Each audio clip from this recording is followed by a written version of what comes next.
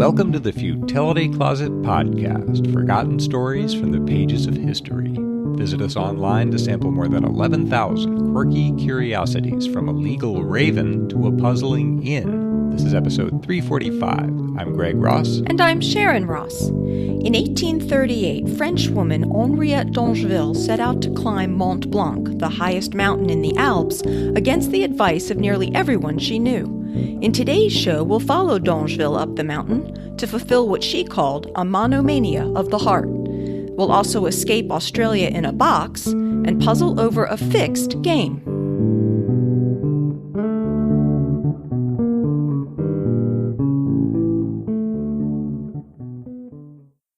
Henriette d'Angeville had loved the mountains for as long as she could remember. Born in 1794, she'd lost her mother as a child and grown up with 3 brothers, playing and racing across the elevated countryside around their home in eastern France, from which, on a clear day, she could see the Alps. When she read that Rousseau preferred the mountains to the plains, she copied the passage and added, "This is in conformity with my taste." In 1827, sometime after her father's death, she settled in Geneva, where she kept up her love of strenuous walking among the hills, and it was on one of these walks that she became attached to the idea of climbing Mont Blanc, the highest mountain in the Alps. Its first ascent, just 8 years before her birth, had marked the start of modern mountaineering. Seeing the mountain decked with fresh snow, she had been transported, quote, "into a state that even today I can hardly understand or explain. My heart beat violently, my breath became short, profound sighs escaped from my breast. I felt a desire to climb it so ardent that it gave movement even to my feet." Only one woman had ever climbed the mountain. A maidservant named Marie Paradis had made the ascent in 1808, hoping that she might profit by the publicity. But the altitude had affected her so severely that her guides had had to carry her to the summit, and afterward she said, "I just remember it was white all around and black down away below, but that's all." For 10 years, d'Angeville dreamed of her own climb, but each year the weather conditions stopped her. Finally, in August 1838, she decided the time had come.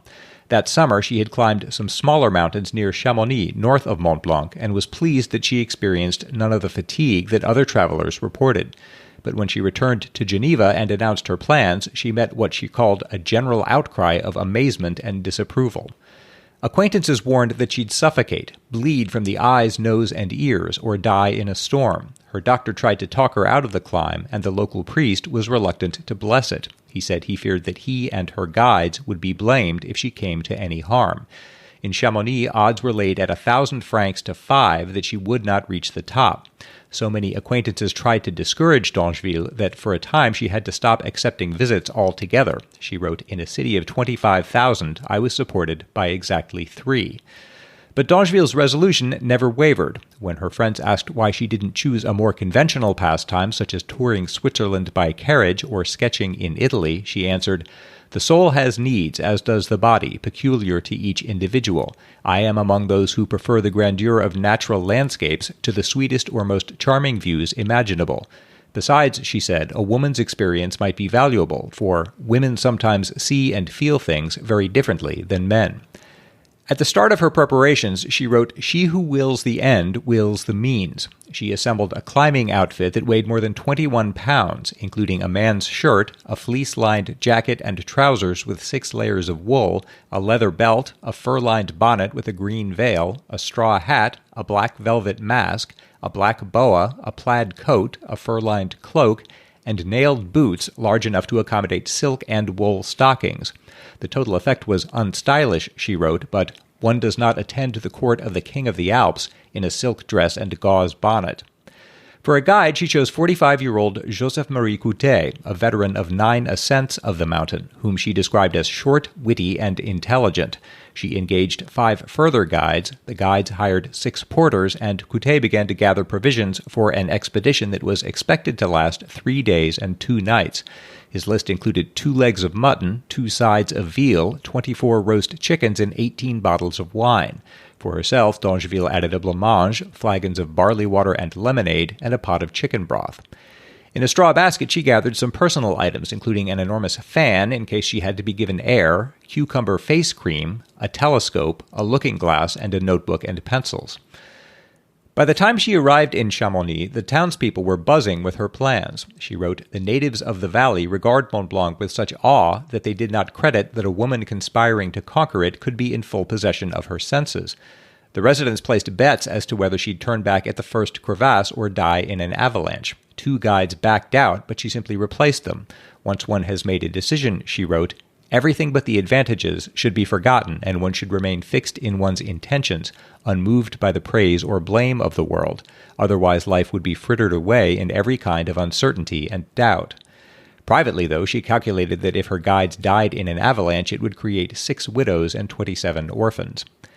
On the eve of the appointed day, September 3rd, 1838, she sat up past midnight writing letters to her friends, but she was up early and ready to go. She was astounded at the crowds that had turned out. People filled the hotel courtyard and gathered on every balcony, and she wrote that she was filled with uncontrollable joy.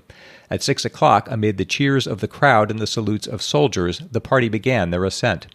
Dangeville wrote, "Those who saw our little caravan file up the valley have told me since that it made a very good appearance. I did not walk, I flew, and more than once they called to me, 'Gently, gently.'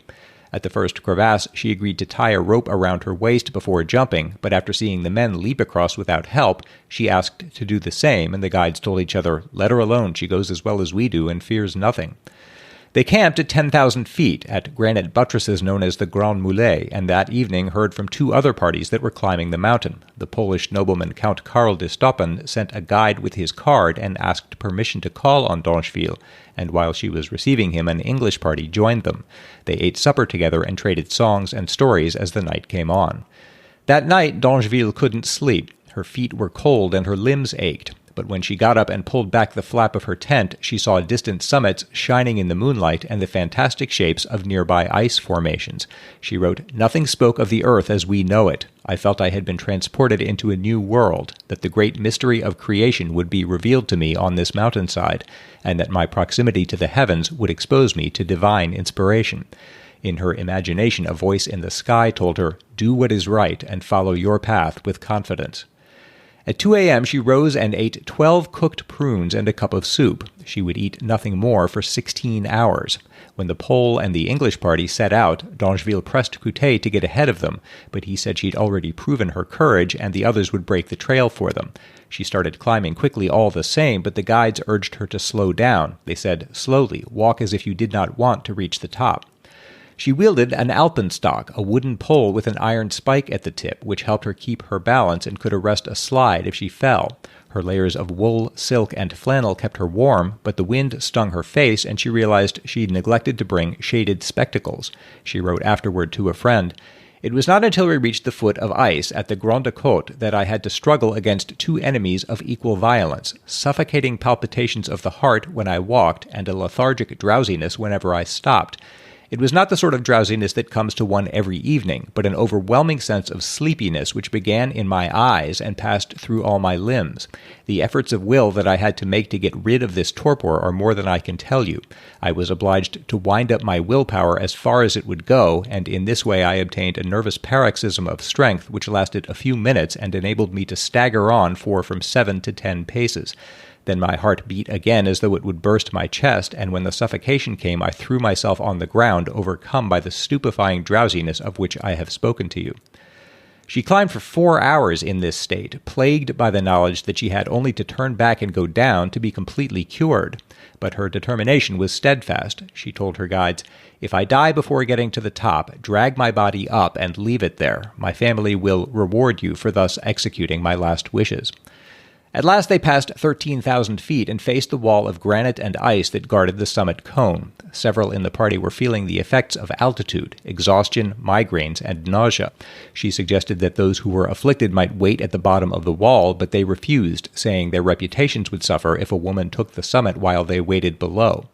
Climbing the wall was like climbing a very steep staircase of ice. Dangeville dug in her nailed boots, concentrated on each step, and tried to ignore the drop below her. But the altitude, the lack of sleep, and the exertion of nearly 12 hours of continuous climbing told on her, and her pace faltered. She stopped and leaned on her alpenstock, overcome with a feeling of inertia. She could hardly keep her eyes open. But, fighting through a lethargic doze, she made her way up the wall, onto the final broad snowfield, and collapsed on a blanket of white. The guides had to keep prodding her awake, but, she wrote, the thought of giving up never entered my spirit. She refused to be carried, but agreed to grasp a stick that was held for her like a stair railing by guides walking before and behind. As they approached the summit, she threw off even this and, she wrote, alone and unaided, took the 3 steps that lay between me and victory. At 1:25, I finally set foot on the summit of Mont Blanc and drove the ferrule of my stick into its flank as a soldier plants his standard on a captured citadel. At the instant when my foot stood upon the summit, I recovered, as it were, by a miracle. A vivifying air circulated in my lungs. The drowsiness disappeared, the vigor returned to my limbs, and it was in the full possession of my moral and physical faculties that I admired the magnificent and imposing spectacle which presented itself to my gaze. This astonishing sky, the desolation of colossal mountains, the fretwork of clouds and gray peaks, the eternal snows, the solemn silence of the wastes, the absence of any sound, any living being, any vegetation, and above all of a great city that might recall the world of men, all convinced to conjure up an image of a new world or to transport the spectator to primitive times. There was a moment when I could believe I was witnessing the birth of creation from the lap of chaos. They released a pigeon with a parchment announcing their success, and Coutet told her, "Now you shall go higher than Mont Blanc." She said, "Is there a road leading to the moon?" He said, "You will see," and he and the other guides lifted her as high as they could above the summit. I don't know whether anyone else has done this. Perhaps she still holds the record for climbing the mountain that thoroughly.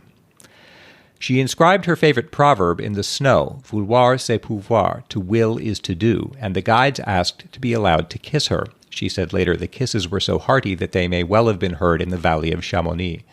She wanted to stay longer, but her companions pointed to clouds gathering on the horizon. As they prepared to start down again, she looked at the men. Their faces were blistered, their lips bleeding. She looked in her mirror and saw a mask of horror. Her skin was swollen and purple from the roots of her hair to the base of her chin, and her eyes were bloodshot. But she said she felt physically and morally in the best of health, light of foot and sound in wind and limb. The descent was much easier. She learned to glissade down the slope, sliding on the soft snow and leaning backward on her alpenstock. When she lost the pole in a crevasse, a porter descended on a rope and managed to retrieve it. It took only 4 hours to reach the Grand Mulets. By now a storm was brewing, so they ate a quick supper and hid their gear. There was no sense in erecting a tent before a gale, so they wedged themselves into crevices. Dangeville put on her warmest clothes and slept in a fur-lined sleeping bag. The storm passed uneventfully, and in the morning they walked down the rest of the way. At the top of the forest zone, a mule had been left for them by an English lady, but Dangeville refused to ride it, saying that she didn't want anyone to claim that she'd been tired. They were still miles from town when the cannon started firing. In Chamonix, she was congratulated at every hand. The townspeople told her they'd watched her progress through telescopes, and at the hotel a young woman embraced her, saying, "Dear lady, what an heroic exploit! What a glorious day for womanhood!" The Chamonix correspondent for the Journal des Débats sent a dispatch to Paris saying, "All our valley is in excitement. A woman has had the courage to climb Mont Blanc." The guides who accompanied this young lady never tire of boasting of the courage and strength with which she surmounted all the obstacles of this perilous and difficult journey. She took a hot bath and, at the celebratory feast the next day, met Maria Paradis, who now white-haired and 60, and the two compared their experiences in climbing the mountain. 16 years would pass before another woman would follow them to the top of Mont Blanc, but Dangeville went on climbing mountains for another 25 years. At age 69, she climbed for 10 hours to reach the peak of the Oldenhorn at more than 10,000 feet. She wrote to a friend, "I am thoroughly well and am suffering no unpleasant consequences from my mad freak.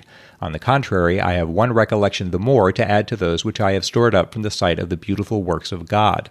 The Oldenhorn is my 21st alpine ascent, and will probably be one of the last, for it is wise at my age to drop the alpenstock before the alpenstock drops me." But the following year she was still making enraptured trips to points from which she could view Mont Blanc. She died 5 years later in 1871, the same year that Lucy Walker became the first woman to climb the Matterhorn.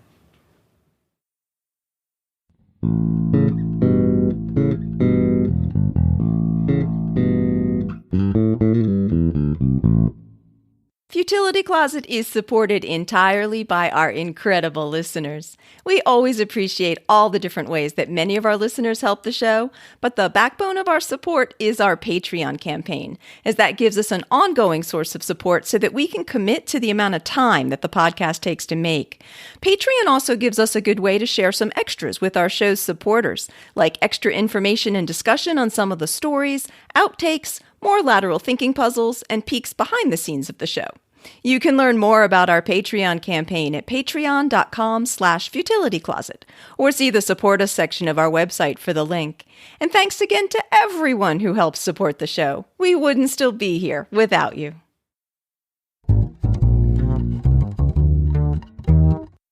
In episode 5, Greg told the story of how Henry Brown escaped slavery in 1849 by mailing himself from Virginia to Pennsylvania in a box.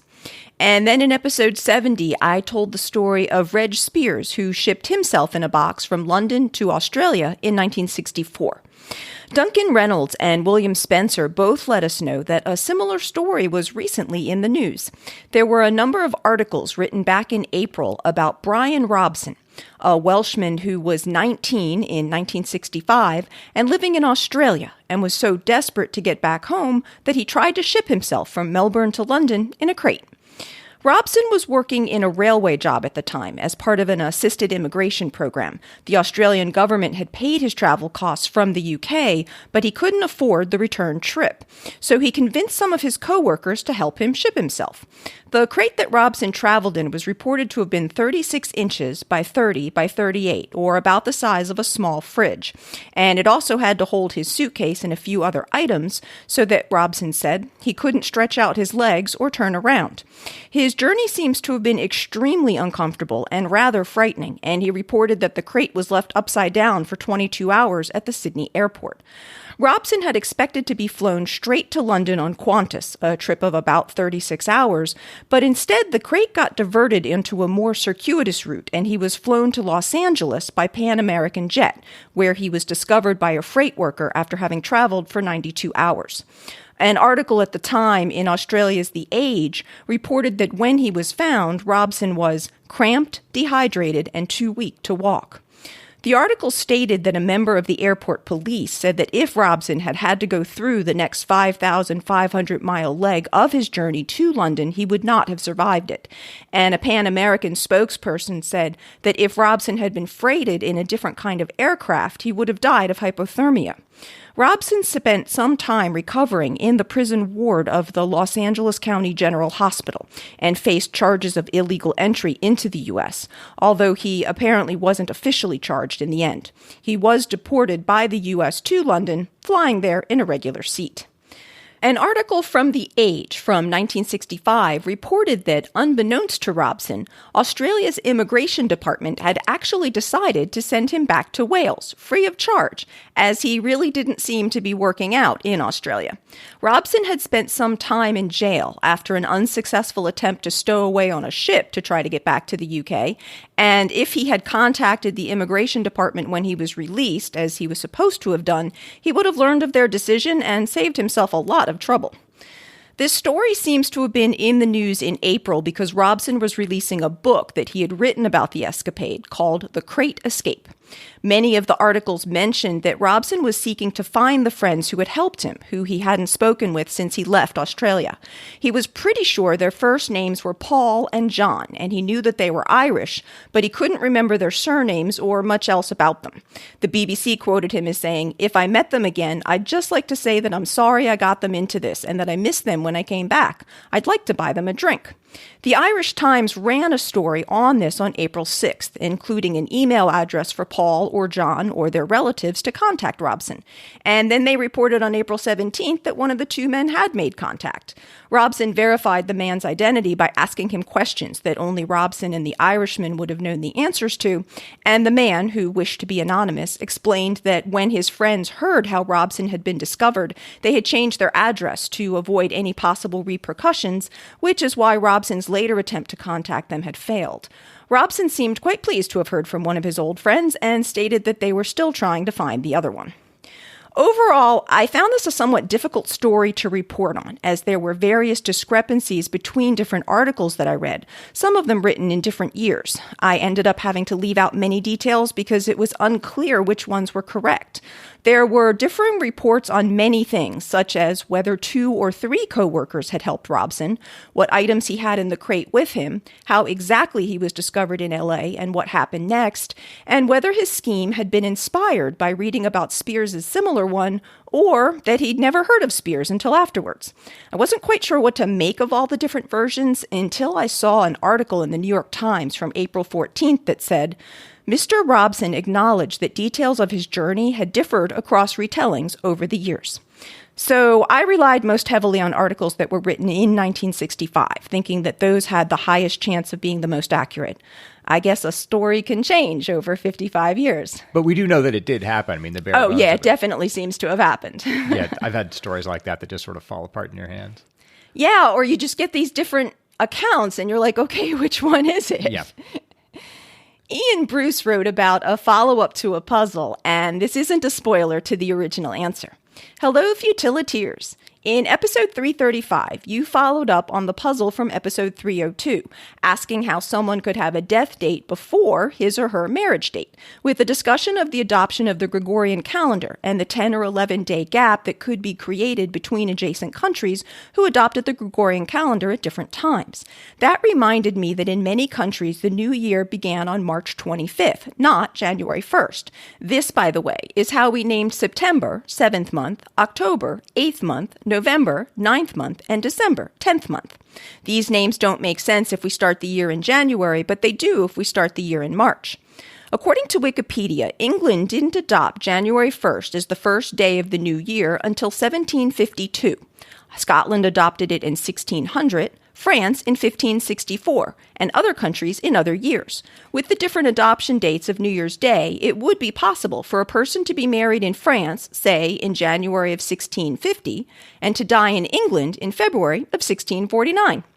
The English, at some point, recognized the cognitive dissonance their dating system could produce, and therefore often reported dates between January 1st and March 25th as being Old Style, OS, or New Style, NS, or gave both, as for example, February 1st, 1650/51. I don't know when this double dating started, but perhaps it was a byproduct of the union of the Scottish and English crowns in 1603. Wikipedia notes that the crowns were united on March 24th, 1603, but amusingly does not clearly indicate whether this was Old Style or New Style. At least in theory, it was March 24th, 1603 in Scotland, but 1602 in England, although one day later it would have been 1603 in both countries. The 1603 date was indeed New Style because we now universally recognize the ascension of James VI of Scots as James I of England as taking place in 1603, but still it would have been nice of Wikipedia to say so clearly. This OS-NS dating and double dating does help genealogists like me quite a bit, but unfortunately it wasn't done as consistently as we would like, so we have to be awfully careful when we are working with original records from this period. It looks like there are lots of viable solutions to that particular puzzle. Keep up the good work.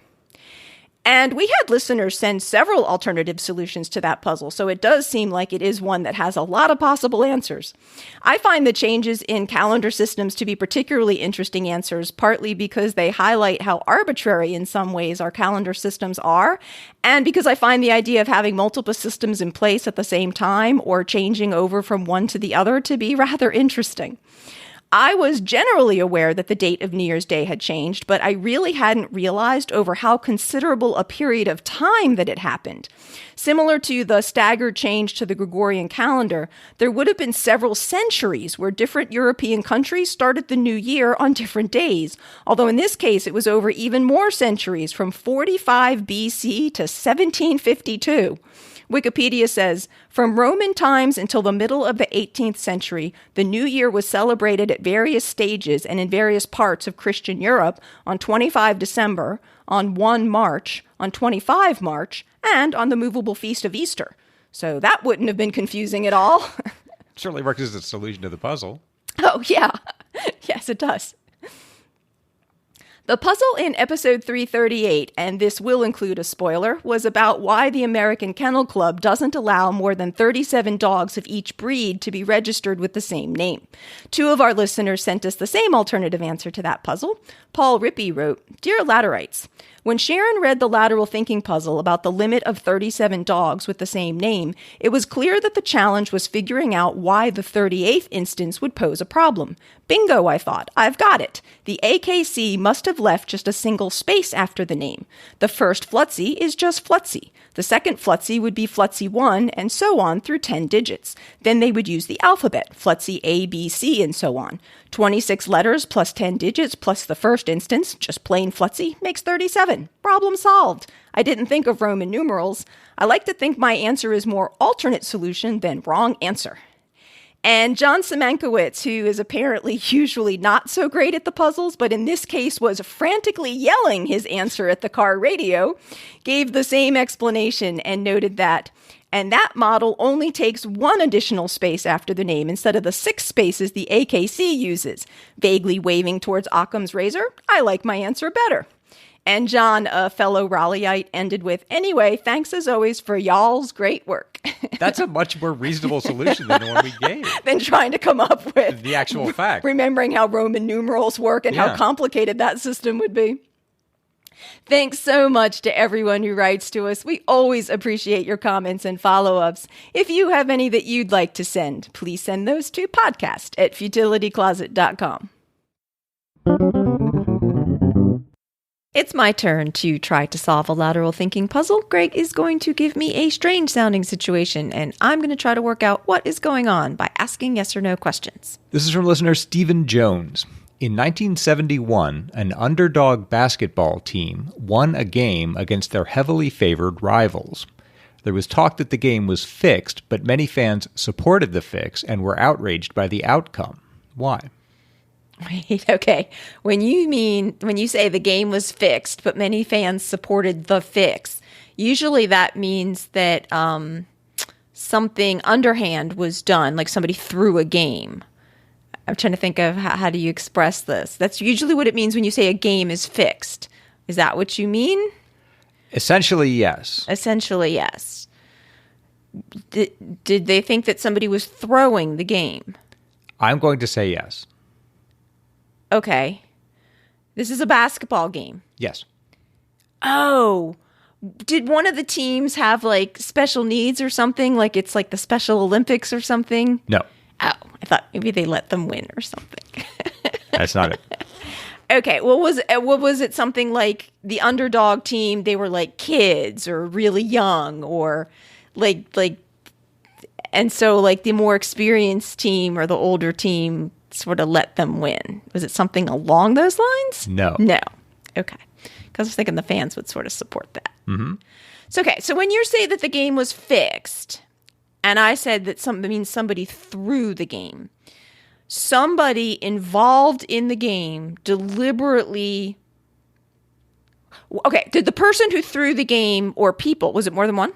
Yes. Multiple people threw the game. Was it the entire team? The team that won? Let me get this straight in my head. Okay. Or at least most of them? No, to be clear, okay, there's 2 teams, and 2 teams. One was expected to win. Yes. And the crowd expected them to win, but the underdog wanted team, that to happen. Oh, the crowd wanted the team to win, but then the team that wasn't expected to win did win. Yes. Yes. Unexpectedly. And you're saying there were accusations that the game was fixed, meaning that the team that was expected to win somehow threw the game, deliberately lost it, or at least some of the members of it. No, Stephen is saying that the crowd went into this expecting that the game had already been fixed in favor of the... Oh, they went into the game thinking it had been fixed. Favored team, yes. So the surprise here was that the fix was against a certain team, and that's the one that won, but the crowd were unhappy with that. Okay, this is kind of confusing to me. The crowd went into a game thinking it had already been fixed. Is this like, is there some aspect of fiction, like they're recording a movie or something? They're filming a movie or no, something. But Or this is some sort of a like an exhibition, not like a true competitive game? Yes. Yes. So it's something that's being done more for entertainment than for like regular sport. Yes. Okay. Was one of the teams like the Harlem Globetrotters? Yes. Okay. That was a big leap. I was trying to think of 1971 because you told me the year, and I'm like, I know nothing about basketball in 1971, but that. So I'm still not like putting it together. So the Harlem Globetrotters would have been expected to win. right. So their opponents are the underdogs. So their opponents are the underdogs. I don't really know what the Harlem Globetrotters used to do. Like, I didn't know that they actually used to play. So they were playing some kind of exhibition game. Does it matter who the team was they were playing? I may just give it to you because you've got the heart of it. I can't quite get the details. The underdogs were the New Jersey Reds, better known as the Washington Generals, the perennial foils of the Harlem Globetrotters. In a game in Martin, Tennessee, the Globetrotters lost track of the score, and the Generals managed to win the game 100-99. Oh. Ending a losing streak of 2,495 games. Oh, so they were supposed to lose as Right. part of the entertainment. And they everyone lost track and they accidentally won. And stunning the crowd. Generals point guard Red Klotz said they looked at us like we killed Santa Claus. They doused themselves with orange soda, and Meadowlark Lemon congratulated them after the game. I guess I just didn't remember how like the Harlem Globetrotters worked. Like I didn't realize they played actual games with another team. But you got it. Well, sort of. Thank you, Stephen. We'll count it as I got it. And if anybody else has a puzzle they'd like to send in for us to try, please send that to podcast@futilitycloset.com. Futility Closet really relies on the support of our listeners. If you'd like to become one of the awesome supporters of our show, please check out the Support Us section of the website at futilitycloset.com, where you can find a donate button and a link to our Patreon page. At our website, you can also graze through Greg's collection of over 11,000 phrenic trantals, browse the Futility Closet store, learn about the Futility Closet books, and see the show notes for the episode with the links and references for the topics we've covered. If you have any comments or feedback for us, please email us at podcast@futilitycloset.com. Our music was written and performed by Greg's phenomenal brother, Doug Ross. Thanks for listening, and we'll talk to you next week.